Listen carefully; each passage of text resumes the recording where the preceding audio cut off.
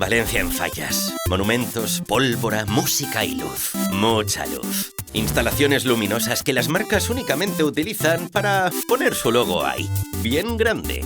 Un soporte exterior que vamos a usar por primera vez como un contenido de marca. Presentamos las luces de Arroz La Fallera. La iluminación que muchos necesitan para cocinar la auténtica paella. Desarrollamos un storytelling inspirado en los videojuegos retro más icónicos. Una historia donde la fallera se enfrenta a los archienemigos de la paella a ritmo de 8 bits. Una lucha a vida o muerte contra los chefs que reinventan la receta.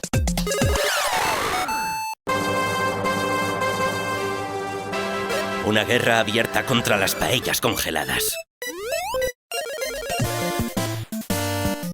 Un combate decisivo contra los ingredientes más peligrosos. Los guisantes, los pimientos, la cebolla y la piña, los mejillones y, por supuesto, el chorizo. Una iluminación que hace brillar a la fallera en un momento de máxima saturación publicitaria. En redes sociales, la gente alucina con una instalación de luces tan innovadora. A los medios también les encanta esta manera de arrojar luz sobre la verdadera paella.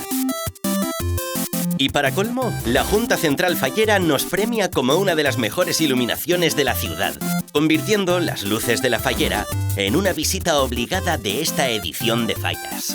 No sabemos si habremos enseñado a los turistas a comer bien, pero sin duda les hemos hecho pasar lo mejor.